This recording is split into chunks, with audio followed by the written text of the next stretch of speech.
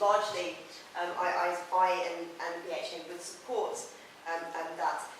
So hopefully what I'll be doing is not repeating but complementing and building on whatever's already set out. But listening to Evan just made me think, particularly about if anyone wanted, as we're in a university, a bit of further reading following this. Two publications that might be useful, both BHA publications, we published them in 2007, and both of which were the subject of a debate in the House of Lords earlier last year, called by one of our members of the Parliamentary Humanist group. The first one is published by the Humanist philosophers, which are part of the BHA and which help us with our own policy development, called The Case for Secularism, a Neutral State and an Open Society. It actually is more directed at I guess a religious reader, but it's a really helpful introduction to these kind of issues, and it's a good sort of quite easy read actually. And the second one is called Quality and Equality, Human Rights, Public Services and Religious Organisations, which is a sort of research and policy paper that I wrote and led on back in 2007, and is now the BHA's core policy on the issue of contracting public services to religious organisations, equality and what to do about them. And although now that the Equality Act of the legislation is slightly different, the same exemptions that we discussed in that report still remain, and that's an area that I'll be looking to update in any case before hopefully the middle of this year, though it is going rather quickly. So I'm going to talk about some of the practical issues that Evan has raised, and reduce details of just a couple of areas that the BHA is working on and leading on at the moment. I could possibly hope to talk about all the work that we do, but again, if I could say that our website is always updated. We have huge amounts of resources on there. We're constantly PDFing things and uploading them and making those available. We're completely transparent and open, and we want everyone to be able to read what we do and get involved and also give us their thoughts as well. As the largest organisation working for a secular state in the UK, secularism does absolutely inform many, if not most of our campaigning work. And it's my job as Head of Public Affairs to try to change, to influence, to inform and to shape public policy that falls within the remit of our work. In fact, all of the issues that Evan's gone through form some of the key areas of interest for the BHA and some of the most important and core issues that I and my team and the Chief Executive, of course, work on. But it is worth emphasising the kind of secularism that we work for, because there are different kinds. We don't support, for example, the French style of secularism, where people are not allowed, for example, to show any religious clothing in public buildings. Religion is excised from the public square in that sense. In America, public schools are not even allowed to teach about religion at all, although we are seeing increasing pressure, particularly in the southern states, for God in the classroom, in creationism, in science lessons, and so on. In this country, there are disagreements about the right form of secularism, some working for different forms, some of which would deny in many ways religious freedom of expression, and certainly non-religious freedom of expression, such as for religious people that would mean, for example, at a minimum, wearing religious dress in public spaces, or not to have religious education taught in schools at all.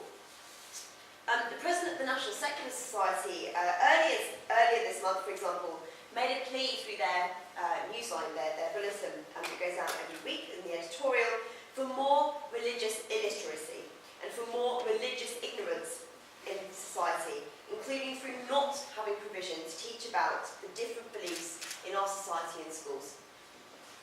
I can see that there are arguments to be made for not overemphasising the place of religion or non-religious beliefs in society, not least because as a population we are not only characterised by our diversity, but by our increasingly non-religious population.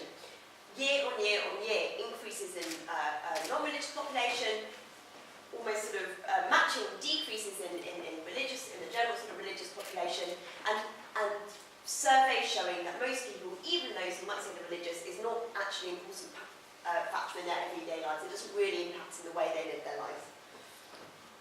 But I think that it is also because of that diversity that the BHA works for a secularism that would best suit the society that we live in, a rather more Anglo-Saxon style of secularism that upholds liberty and freedom, including freedom of thought, conscience and belief, and the right to manifest that belief, as Evan said, but with some significant limitations in specified circumstances which are in the public interest. We work for a separation of church and state, where state institutions are separate from religious institutions, and the state is neutral on matters of religion and belief. And in such a state, everybody is equal before the law, regardless of belief. Such a state would also not have state-funded schools with a religious character, or faith schools, of any denomination. Nor would it permit confessional religious education, or what used to be called religious instruction, or compulsory worship in schools. But it would permit the teaching about different religions and non-religious beliefs and secular worldviews in state-funded schools, but teaching it in a critical way, in an academic subject with a broad and balanced curriculum, perhaps better described as something like beliefs and values education. Especially in our mixed and diverse society, we think that it's important for young people in schools to learn from, with and about each other, and to have the opportunity to have their beliefs explored in objective and, again, critical ways, in the context of wider society, particularly important as, for many young people, they don't get this kind of opportunities at home. And this form of secularism, again, as Evan mentioned, is as beneficial for religious people as non-religious people. It is largely excluded, I find, from the rhetoric and the discussions around secularism, particularly at the moment, which disappointingly and I think damagingly are often framed as having religious people on one side and non-religious people on the other. But in this country, the beginnings of the secular settlement came in a significant part from the nonconformist churches and other religious groups demanding freedom to worship and not to be forced to follow the state religion. There is every reason why religious and non-religious people should work together with the shared aims of equality and liberty and rights under a neutral and secular state. But as it's been outlined already, there are a number of ways to advance secularism through campaigns and changes to public policy.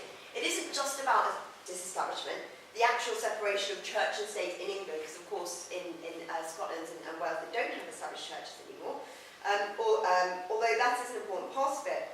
It's actually about disentangling religion from the state in all sorts of other ways, which is by no means an easy feat.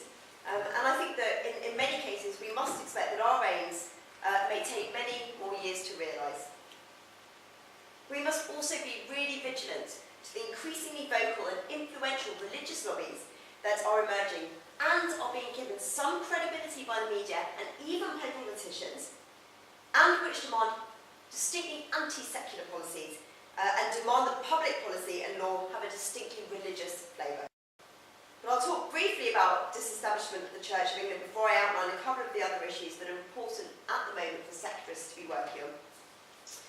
Actually, separating church and state is probably not that difficult in legal terms. And there are certainly many within the Church of England itself who advocate just such moves, recognising that they would be given more freedom if they weren't constitutionally tied to the state. Just this morning, the Sunday Telegraph ran an article about the Archbishop of Canterbury, Dr. Rowan Williams, his opposition to what he believes is improper interference by the state, by the government and Parliament actually, in church policies on hosting civil partnership ceremonies and gay marriage. The change of the law to civil partnerships made last year as an amendment to the Equality Act is permissive. There's been a huge amount of media about this, but it is a permissive law and quite a lot of it's been misleading. It allows those religious groups who want to, who wish to host civil partnerships in their places of worship, but places no requirement on religious groups to do so. Dr. Williams is as such well within his right to resist such moves to have civil partnership ceremonies take place in the Church of England's churches. He and others in this church might also wish to oppose any future moves towards formalising gay marriage in place of civil partnerships. However, while the church retains its established status in England and is constitutionally part of the state, it is surely legitimate for the government to make laws which affect the church's own policies, whether that's gender equality laws or marriage. If the Church of England wishes to have more freedom, including freedom non-interference from the state, it should be working with others, including humanists, for disestablishment. While it remains the established church, and while it runs a third of our state-funded schools, and while it has seats as of right for 26 of its bishops in our parliament, I would argue that it is totally legitimate for the state to interfere with how the Church of England conducts itself, just as the Church believes it has a right to interfere with how government policy, interfere with government policy more generally, including through voting on and amending legislation that has come from the elected chamber of the House of Commons. But looking to more specific campaigns, actually we've just done a really quite comprehensive briefing on civil partnerships and marriage, so if anyone wants that, that's also on our website. But looking to more specific campaigns, I think that the issue of faith schools and bishops and lords are just two really key issues that are particularly timely and important, and I really want to just talk more about public services, but just don't have time. The House of Lords reform is an issue that has been going on for decades, as is the need to get rid of the Lord Spiritual, the 26 Church of England bishops sitting as of right in the House of Lords. However, there is a commitment, as Evan mentioned, by this government on Lords reform, and there is every indication that something's actually going to be done, rather than just having, like the last government did, a white paper and let's just forget about it. There is also a joint committee headed by the Deputy Prime Minister and Liberal Democrat Nick Clegg, and that committee is shortly to make recommendations. The BHA and also the All-Party Parliamentary Humanist Group have both written to that committee. There are many and strong arguments for not retaining the privilege and automatic right for bishops to sit in the House of Lords. And I've only got time to go through a couple of those now. But again, for more information, you can download our comprehensive briefing from our website or speak to me afterwards. It is our firm position that in a reformed House of Lords there should be no places reserved for Church of England bishops, nor, as some things might propose, nor for any other religious or non-religious representatives. We believe that a reform chamber would lose legitimacy if it continued to hold automatic places for bishops, even of a reduced number, as this would represent a continued privileging a position for one branch of one religion, all of whom are men. There are no objections, I think, no real legitimate objections for bishops of the Church of England to have a place in the chamber, in a reform chamber, but in a way equal to anybody else, and against the same transparent criteria, whether elected or appointed. For example, should a reform chamber only be partially elected, which is possible, there is no reason why bishops should have a privileged place in the appointment system, as has previously been suggested by some, against other religious leaders, religious representatives, or indeed anybody else. And importantly, the removal of the right of bishops and the Lords to sit in the House would not affect the established place of the Church. As the Cabinet Office in 1999 made clear in its report, Modernising Parliament, Reforming the House of Lords, establishment and the Lord Spiritual are quite separate. Therefore, the position of bishops in any future chamber should be considered isolated from any wider constitutional concerns regarding establishment. We certainly, when we were making representations to the previous government, the previous Minister for Justice, Jack Straw, when pressed on this, we kept repeating about how it was part of the establishment and so on. It's just not the case, actually, so we shouldn't let those kind of arguments fool us. So what can be done on this? Well, actually, I hope quite a lot this year. For the first time, I think we've actually got a real chance of doing something. After the committee publishes its recommendations, whatever they are, we do expect that there will be a green paper and a bill on House of Lords reform, with an opportunity for the public to contribute. As with all our campaigns, we will provide help and assistance for you to contact your MP about this and for you to respond to any consultation. But we do need to look much wider than that. As with so many campaigns, this is not just a humanist issue, but an issue for everybody. We need to work with people across the political, religious and activist spectrum in new and creative ways to build up a real and broad coalition in favour of a secular chamber that really would fit with a modern democratic parliament. Just moving on quickly to faith schools, many of you will already